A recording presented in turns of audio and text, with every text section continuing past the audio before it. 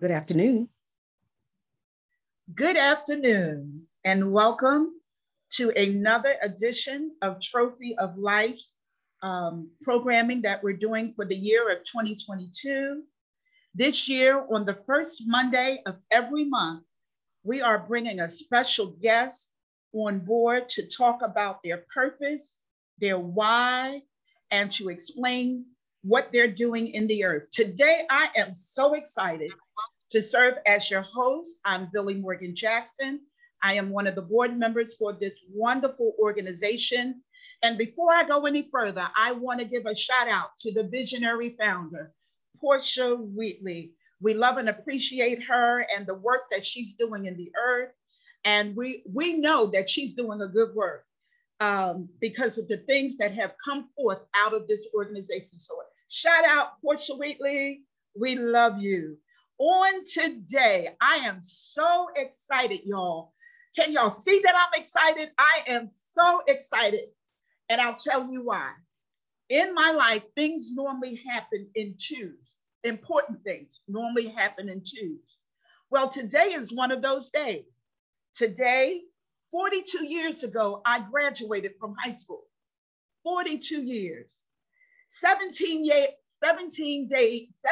years later, my brother graduated on June 6th. Two major milestones. But today, my two becomes three. I am honored to have our guest, Janeen Thompson, and we're going to have a heartfelt conversation. So now my niece, by adoption, has now made my two become three. Important. Welcome to our platform, Janeen Thompson. Wow. Thank you guys for having me. Thank you so much. Auntie, my auntie from way back. I appreciate you so much. And I also appreciate Sis Portia for having me on. This is going to be fun. It is. It definitely is. Now, listen, we want you all to like and subscribe our YouTube channel, Trophy of Life YouTube channel, so that you can not only see this broadcast, but you can see previous broadcasts and see what we have been able to accomplish, see that our persons who have come have been able to give us hope, has been able to give us inspiration and motivation, because that's what's needed nowadays. In the midst of all that's going on, people need hope. They need some inspiration and they need some motivation. So that's what Trophy of Life is all about. Well, Neen, I don't have a script. So we're just going to bounce off each other. I don't have a list of questions, but we're just going to bounce off each other, and we're going to talk about purpose, your why. Yeah. Why are you here? Who are you? Let's talk today. Introduce yourself to the people. So I am Janeen Thompson. I was born to Michelle Miles, everybody knows, and Jasper Thompson. I was actually born into a legacy of grace and faith. I found out by researching who my parents were that they had strong faith and strong grace. And by way of being born to them, my life became a billboard for grace and faith. And mostly faith. If you know anything about me, I have a podcast called Kid Like Faith right there, where I take Disney principles or Disney movies and pull out faith principles from them. I'm graced to do a lot of things, sing, preach, teach, podcast, obviously, and just be able to share and encourage and uplift. It's interesting that you said that we need hope, because that's one of my challenges, is to make my life a life of hope, a life that inspires others to believe. So that's pretty much the basics about Janeen. Let's talk about your faith. Yeah. How has that motivated you? how has it spurred you towards your purpose? Let's talk about that. Let's get into it. Because when I realized, well, let's start with this. When we started pandemic, I was going through a very mundane situation where I was used to just doing, right? I was used to going to church and sometimes having to sing and sometimes having to preach and sometimes having to do all of these things. And, and I'm just doing, going. But really no depth to what I was doing. I was encouraging people, I was lifting people up, but there was no real purpose to what I was doing. I was doing it because that's what I believed I was supposed to do, right? I was doing it because that's what everybody told me. I was supposed to be the preacher. And so, I patterned my life after preachers I knew, which happened to be in my family, most of them. And I patterned my life to look a certain way. And it wasn't until we got in pandemic that I started to having a real conversation with God, and was like, is this how my life is supposed to go? Like, am I supposed to just always be available to preach and that's it? Or am I supposed to be doing something else? And the passion of writing has always been a part of my life. I've been in dramas and stages and stuff, but I've also been lended to write for stage performances and stuff. So while I was trying to figure out life, I was writing, just writing little things for myself, enjoying myself. And I was like, man, this would be cool if I could do this for a living. If I could write for a living, I would like to do that. I would like to turn this hobby into something major. And it was like, okay, why don't you go to school for that? I literally heard, why don't you go to school for that?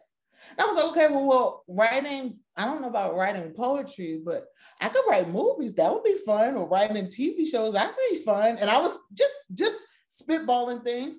And then literally it was like, apply for school. I heard apply for school. So I was like, okay, all right, well, now, mind you, we're in January, so we don't really know that pandemic is coming the way it's coming. Right, but I applied for school. And while I applied for school, they told me, your degree, technically, we can't take your degree because your school, the high school you went to, wasn't accredited until the year after you graduated. And I'm like, wait, what? So, but Lord, you told me, I know I heard go apply for school. So how am I gonna do this? And the lady suggested, she said, well, why don't you take the GED? And literally I was like, okay, well, you said, Lord, you said apply for school. So I'm gonna go ahead and take this GED. You gonna help me pass it. And once I pass it, I'm gonna apply for school like you said. So long story short, I do this. I passed the GED within a month because I spread out my tests so that I could do it. I applied for that. I applied for school. And then it was like, okay, Lord, well, who's going to pay for school? Because I ain't got no money like that. Where's this going? And the Lord was like, do you trust me? And I was like, you're right, because you had the plan for me to be here, huh? So I should probably trust you with this. And he was literally guiding me to put faith in more, not just in what he would do, but in what he would do in me. So he would say, okay, I need you to go and show up, and I need you to call this person. I need you to think about this. I had no idea that the AmeriCorps program that I worked, and I had an education award literally sitting, waiting for me. And I had no idea it was still available. So it's sitting, waiting for me. And God says, AmeriCorps, call. And I called the lady and she's like, oh yeah, ma'am, there's $10,000 here waiting for you. I was like, wait, what? Girl, I thought it was all gone. I thought I used it up. And God was like, now, do you trust me? Because I'm going to finish this. If you just if you obey me, you'll see that what I asked you to do, you're able to do. And I was like, okay, well, if this works for school, I'm sure you're not just asking me to obey you and believe you for school, for this little thing. You're asking me to obey you in life, right? You're wanting me to obey you, because if I'll be honest, living as a church girl, we know how to pretend that we have faith, right? We know how to say we have faith. But when it comes to believing and actually putting the action to the belief, not many of us measure up when we talk about actual faith. And the Bible says faith without works is literally dead. So we literally have a lot of zombie-like faith Christians because we are alive in the church, but when it comes to being outside of our services, we don't see our faith fully on display. So that was the beginning and the genesis of me saying, okay, Father, I don't want to just sing and preach that you're able to do it. I want to be able to say it and know it. And I want to see the manifestation and the fruits of it. And it literally began the purpose of him taking me down the journey of my life. I'm trying not to make this too long. Taking me down the journey of my life of even how I was created and what happened at 2 years old when I had leukemia, that even that was an opportunity to believe that he had been displaying faith on my life the whole time and I had no idea. But now I was able to partner with him in faith and not only grow my faith, but be able to grow others as well. Faith is not only the right to believe in God, but it is the right to believe in God's ability to use us as well. It's the right to believe that my life is bigger than just reading scriptures and quoting them, but right, that I can experience the God of the Bible that healed. I can experience that same faith if I would just be willing to be obedient. And that's all I got to say about that. Now, it's amazing how you mentioned once the pandemic hit, you had to take a back seat and really reality was right up in your face. Yep. Because if I heard you correctly, yep, you said prior to the pandemic, you were going through the motions. Yep. Mm-hmm. You were acting, mm-hmm, you were singing, you were preaching, you were teaching, yep, but never really fully exercising what you were telling and sharing with others to do. Yes. It took a shutdown. Yes, yes. And I'll say that I could believe him, okay, Lord, I need like just $20 to pay the so I can put gas in the car. I would believe him for that. I could even believe him for the healing of other people. But sometimes when you have, and I'm gonna be a little transparent, sometimes trauma can have you believe that God is willing to do it for other people on a grander scale than he's willing to do it for you. And because I had such a damaged mindset of what God actually wanted to do with my life, I thought that my life was supposed to be, the preaching was for him to get glory, right? Obviously, but the preaching was so that he could say, I can use anything. I can use even the damaged girl that doesn't believe in herself, that can preach really well and people respond to her preaching, but I can use her in these 5 moments. And when I'm done with these moments, then she can go on and make something of the life that she has. That was my small, limited perception of what God wanted to do with me. And unfortunately, sometimes we believe that I'll say low self-esteem, even just being hurt in the past, you just like, I just don't want to even try. It's safe in this lane that I've created. And instead of going outside to something that possibly could fail, I would rather be the other 11 disciples in the boat and talk about the God, but I won't be Peter and ask him, can I do what he is doing? I would rather be John and all the rest of them that are like, Peter, what you doing while you walking on that water, huh? I would rather be that, be walking with Jesus the same as Peter, but never having the bravery and the courage to ask if they could do. Now, Peter didn't stay afloat the whole time that he was on the water. The moment that he took his eyes off of Jesus and started paying attention to the familiar, he lost the ability to do the impossible, but the goodness of God still even saved him so that he could help others believe that even at the moment where I think I'm going to drown, Jesus will still save me because I had courage enough to ask him to do the impossible. He will never allow me to come out on his word and then allow me to drown in it. That's not the kind of God he is. That's not the kind of God he is. And I had to have It was more a reintroduction of the God of the Bible, and not the referee that I have been introduced to, not the Santa Claus that gives you gifts, not the one that's here to just blot out your stains, but the actual friend and person of Jesus Christ that desired to walk with me and lead me and guide me. And so it was bigger than a Sunday service. It was bigger than what other friends were telling me was possible that I couldn't conceive for myself. It had to be literally me making a decision to say, okay, my life is not working on my own terms. It's not working with me having faith in a building and then living life in doubt. It's not working. I have to adjust my way of being in order to see what he's saying. I had to adjust. And while all the times I was doing great things, I mean, I had been to Europe on mustard seed faith. I had done great things on mustard seed faith, but just because that's all I needed doesn't mean that it was all I should have. I should just be settled in this little proportion of faith. Why wouldn't I just balance my life on the one that gave his for me? Period. Right, Period. right.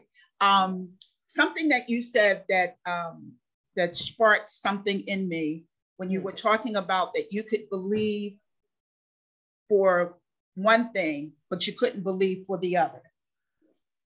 Yeah. At some point, you came to a realization. Yeah. And I'm going to use the description, you came to yourself. Yeah. And realized, hey, it's something more than just church. It's something more than just me believing for this small area. I need to embrace who God is and believe him for all areas of my life. Absolutely. Once we get to that point that we believe him for all areas of our life, that faith starts to produce. Absolutely. It starts to produce.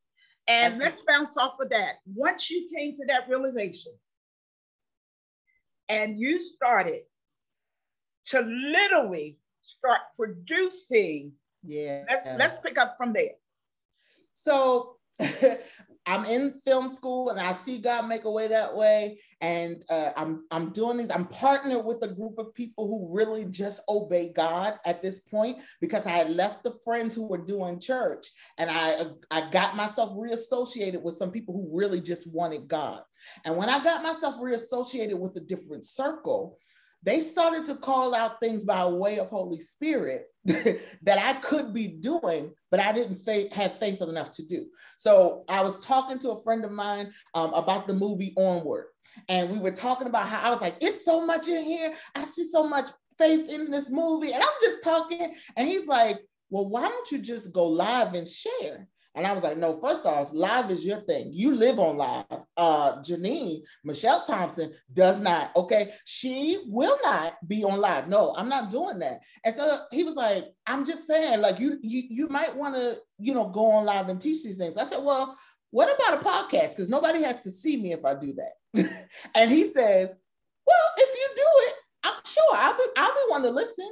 And it was like, okay, well, let's just do a tester. And I did a tester of the movie Aladdin. That was one of my passions, was to watch kid-like movies and to see these great things, right? And see all of these great principles, and to see if other people could see what I saw after I made them aware. Well, I make the one tester episode. It literally, and by faith, I send it to my sister to just listen.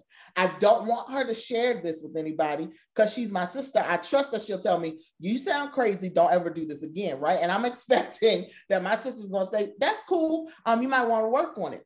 By the end of the day, my sister had the whole entire back office listening to an episode of a podcast that I never meant to be shared. And then from there, it began, everybody was listening to an episode of a podcast that I never, ever wanted to be shared. But that one episode has turned into 4 seasons by way of faith. By way of believing that every time I turned on a TV or a movie that I would be able to see a principle of faith. Then it went from there to that same group of friends. One of the friends was like, well, Janeen, you have a book in you that you have not produced yet, huh? I was like, yeah, but I don't think I'm able to, get that done. Y'all are really the writers. I'm not really like, well-versed in that. And they were like, but if God gave it to you, why wouldn't you just do it? It's not necessarily for you to estimate the results. It's for you to obey God and let him handle the results. That's right. And sometimes, this is why it's necessary to put yourself around the right people, right? Because they can tell you the truth of God's word when your feelings and your emotions try to talk you out of what you really want to see him do, but are too afraid to see him do.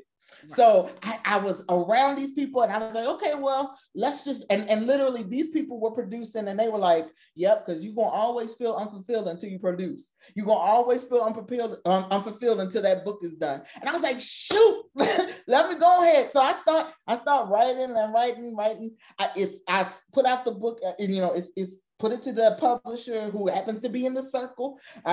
He helps me get the book out, and people start buying this book that I also didn't believe would be able to be produced. And it took a moment for me to say, let me just obey God. I think sometimes we underestimate that disbelief or unbelief is disobedience to especially when we call ourselves believers. Mm-hmm. Those that have the tag of believers shouldn't be named among those who struggle to believe. Mm-hmm. So it's like, if you believe me, let your actions show up, and I will allow you to see the fruit of your actions. I will allow you to see a book being sold wherever you go. People are purchasing this book. I'll allow you to have a conversation with people about a podcast and people to be subscribing and listening on a daily or a weekly basis. I'll allow you to even see you teach a semester at Kingdom Global Institute because you didn't believe that your teaching went beyond the moment you were called to preach on a Sunday. But your teachings work on Mondays, they work on Wednesdays, they work on Tuesdays, and whatever day you're called to teach, if you just agree with me, I will show up with you. The good thing about him saying that I will never leave you nor forsake you is that when we show up in his grace, in his name, and he is with us to help us do what we could not ordinarily do on our own. That is the grace. The grace is that there is not just someone who is willing to blot out the stain of my life, but the grace is that he wants to make something bigger of my life than even my imagination could even fathom.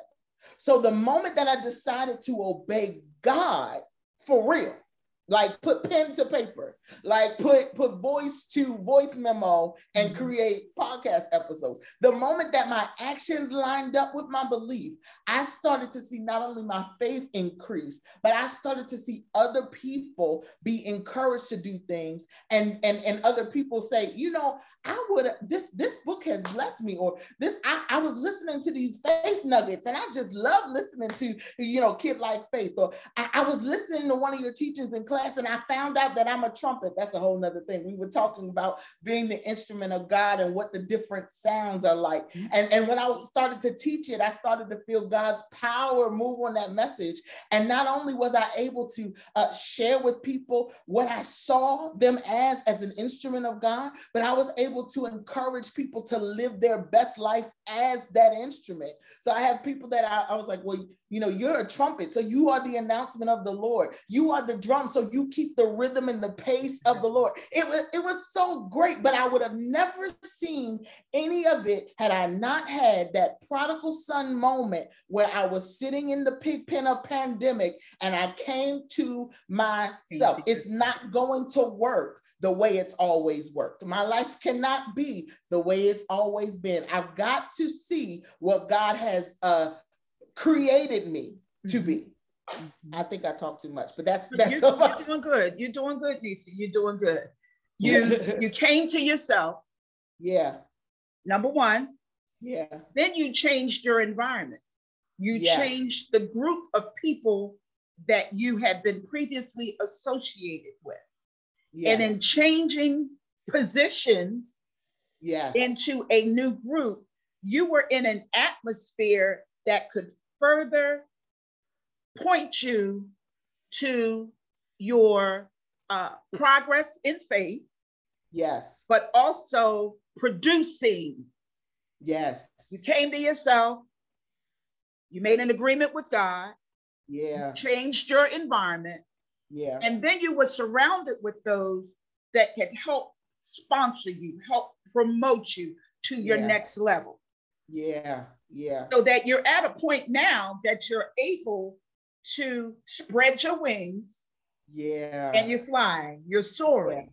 Because now you're embracing your purpose. It took you going through to coming out so that now you can embrace your purpose. You're soaring. You spread those wings. You were like this once, but now you're like this.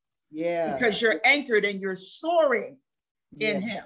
Yeah. Let's talk about this podcast. Uh-oh. Let's talk about this podcast. Let's do it. You're able to view films, which is done naturally, but a lot of people don't realize there's always a hidden intent. Whether it's action, thriller, drama, there's always a hidden intent behind the production of it. Absolutely. Let's talk about that.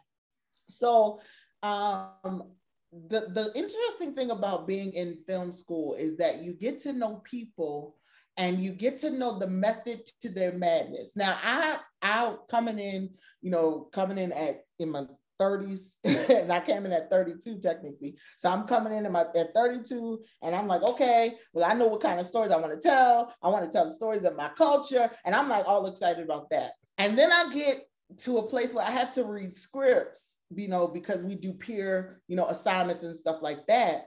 And and I'm reading scripts, and I see scripts about mermaids, and I see scripts about demons and dogs, and I'm like, what are y'all even writing about? No, y'all don't want to write about people. But I understood for a moment that the people that they can't always express their belief by way of telling the stories that we see or that we acknowledge. We acknowledge that a woman who has cancer, a child who was born into a foster care system, we acknowledge that those are moments when they are, when they become something great, or when God heals them, or when they're healed and they become something amazing. We acknowledge that those are moments of faith and courage and believing and becoming. But it's in the Disney-like way of fantasy that people were writing, and they were saying, well, I'm writing this because I want people to feel a certain joy when they read my script. And I didn't get that they couldn't come out and just say, well, we believe in Jesus Christ. No, they just had to use the ways or the methods that they would be able to connect to a multitude of people who may not be believers, but would still get the message. Mm-hmm. And that was when I was like, okay, I get it. My prism of telling story has only been from the realm of my existence, but I know that there is a message in most of the movies I see. And if there is a message in most of the movies I see, I've got to help other people to take off their limited way of seeing. For instance, when Encanto came out, it's one of the biggest Disney films of 2021. When it came out, most people were concerned because Bruno was sitting there and the winds were coming and he was doing some kind of incantation and demonic and witchcraft and all of that was being said about this movie. But the moment that I sat down to watch it, I sat down and watched it by myself first because I knew I would need a moment to gather information for myself. But when I watched it with my family, my stepfather said, Janeen, do you realize you Mirabelle? And I said, yep. I said, you saw the same thing I saw. Got it. Okay. And he was like, you realize I'm Bruno? I said, yep, I realized. And we started to sit and talk about how our lives match these little characters. And it wasn't the intention of the writer. The writer just wanted people to believe and hope in themselves as the gift and not in any magical powers. Right. But if you just focus on that 1 minute, that little clip of him doing whatever incantation that you saw, you'll miss the bigger message of the picture. And the picture was to inspire people to believe that you are the gift, not some ability to be strong, not some ability to transform and change your identity, but that you, yourself, and your own uniqueness is the gift. And if you happen to lose your strength, or if you happen to lose that identity that you had, and you have to assume something different, you can still become, because you alone are the gift. You are the gift. So by way of taking my mind out of the prism of it has to say Jesus in order for it to be believed, I started to see faith in other people's interpretations that didn't know that's what they were doing. They just wanted people to smile, but I knew that the greater goal was that people would believe, so that men would believe. And that has always been God's goal, to fill all things so that men would believe, period. So my podcast has become an unveiling of sorts, so that people would take off their, I don't want to say judgmental glasses, but the prism of what church has told them is God, and allow themselves to see what God and how God can be seen in it all. Because he's seen in it all if you're looking for him. You'll find him. If you look. Good. I am enjoying this conversation. You know, I'm in heaven over here. Right. I'm enjoying it. And I know our time is limited, and I promise you we're gonna bring you back. I may not be the interviewer, but I promise you we're gonna bring you back. So purpose. Yeah. You're walking in your purpose. Yeah. In walking in your purpose, have you encountered any situation that would have challenged you? I'm just gonna put it out there, to abort your purpose. Absolutely. Because we're human. Absolutely. We don't always walk in the spirit 24/7. Absolutely. So let's talk about that. So if most people don't know, or if you've read my book, you know, we know I was born to the family of faith, right? We know that, you know, I was healed of leukemia. So it was like this big thing that I was, you know, God spared my life. Unfortunately, when I was between 7 and 9, I was molested by a man of faith. Interestingly enough, by a man of faith. And that challenged my perception of not only men of faith, but of the gospel, period. If God could allow this to happen to me, whom he just saved, whom he just healed, I didn't know if I wanted any parts of being in relationship with that kind of God. I would go to church because I had no choice. I was Michelle Miles' daughter, but I didn't want any like real close relationship, because I was still deeply offended that this person could do such an unthinkable thing. But we don't know, you know, what was going on, what happened, what life circumstances happened with him. And so because I had, you know, I was dealing with this thing in secret, when I began to share that was the issue, that was part of the issue of why I was drawing back from God. It was intentional that I again, location switch, that I was going to one church, and then my mother changed churches, and I began to go to Kingdom Worship Center, Columbia campus, and I began to go with my mom as just a teenager. But it was during those times and those moments that God just really started to share with me that it wasn't his plan that I be molested. That wasn't his plan that I would be taken advantage of or violated. It was just a will of just the will of someone who was battling their own issues and trauma. And so when I decided to stop charging God for something that technically wasn't on him, I was like, okay, well, what do I do with this? What do I do with this? Because people were telling me, oh yeah, from a teenager, you're going to be a preacher. No, I'm absolutely not. And because I'm not going to be a preacher, I'm going to go and do whatever I want to do so that God can pick somebody else. Because in my mind, preachers were not all clean, and I didn't want to be the part. I didn't want to be associated. I had this bad experience. No, fam, pick somebody else. And so the moments I spent running from God, I was actually running to him. The moments I spent running away from him and trying to get engaged with other activities, I would find myself still being the thing that I was trying not to be. I mean, I was trying heavy to do everything but become a display of faith. Yet every time I came in contact with someone, my faith in them would encourage faith, and them to be able to say, you know, I'm gonna call you preacher. I'm gonna call you pastor. I'm gonna call you. And I was like, shut up. I don't want to be that. Like, will you be quiet? The more you keep saying that, I'm challenged with the fact that that's not something I plan to do. It wasn't until 2007, around 2007 and 2008, that I joined another location switch, because I was now 19. And 19, I went to another church, Love Fellowship.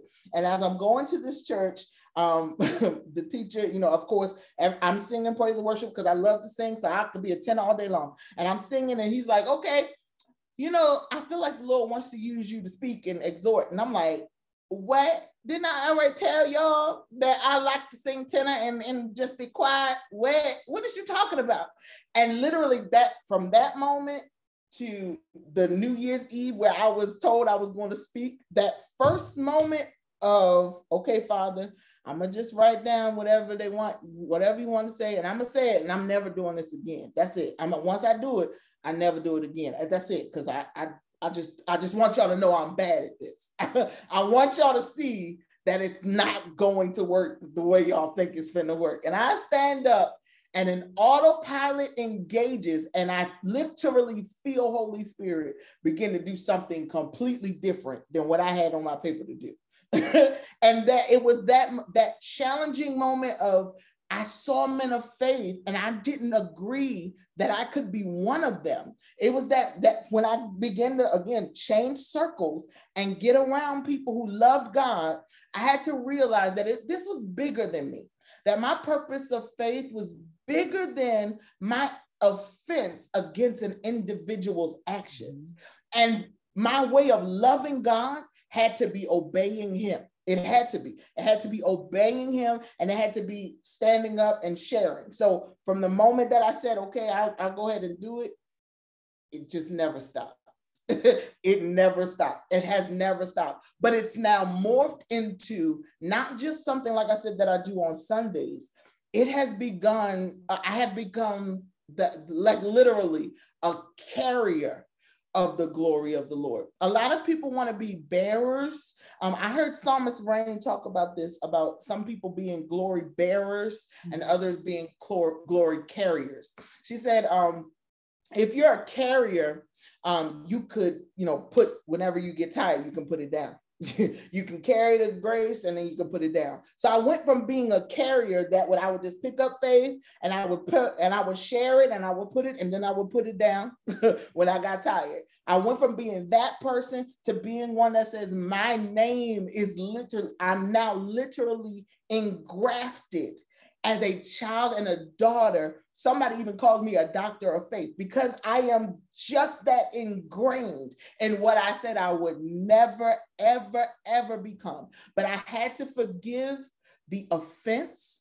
I had to forgive the moment that I did not speak up. And then I had to ask God, what do you want to do with it?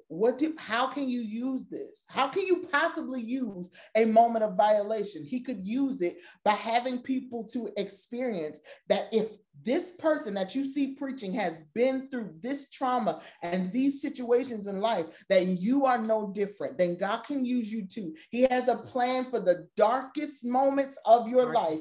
And if you allow him to be the light, the Bible says in Matthew 5:16 that we should let our light shine so that men would not glorify us, but they would see our good works and glorify our Father in heaven. The light came on right in the middle of the darkness. So I had to deal with the darkness, but I'm so grateful that I'm now living in the light. Living in the light. I am so grateful for that testimony. And know this, we need to allow our listeners to also know that no matter what the circumstance is, good, bad, or indifferent, all things work together. Yeah. We may not realize it at the time. We may not want to be experiencing whatever that adverse situation is, but all things will work together for our good. Absolutely. And the fact that you came to yourself, acknowledge that you were going to be obedient to him. Yeah. All of that now is in you as you're walking out your purpose and you're affecting other people's lives as you're walking in your purpose. Absolutely. So I appreciate, I know our time is well spent, but I know we're going to bring you back, Nisa. I know we're going to bring you back. Tell everybody how they can reach out to you. You're a writer, you're a podcaster, you're a singer, you're an instructor. Baby, you are a triple threat. That's what creators, we call them triple threat. Right. Tell people how they can reach out to you. Sure. I'm on Facebook as Janeen Thompson. I'm on Instagram as I am Nina T. That's NEENAT. You can go to my website, all things Nina T, NEENT. I'm sorry, NEENAT.com. And you can also send me a message. Also, Kid Like Faith, you can find on Spotify, you can find on Apple Music. You can follow on Facebook and Instagram as well. I'm at all of those pages. So if you send me a message on any of those pages, I will gladly respond to you. And I'm just here and available to share my faith. I'm excited about being able to share my faith. Thank you for having me. This has been fun. It has been fun. We're going to make sure that information gets down into our comments section so that people will be able to contact you. Again, what I would like for our listeners to do is not only go back and listen to this broadcast, but go to our YouTube channel, Trophy of Life YouTube channel, view this broadcast and others. I guarantee you'll find hope. I'm more confident that you'll be encouraged and motivated. And with that being said, we want to wish you all a great day. Stay safe and be encouraged. See you next time. Bye-bye.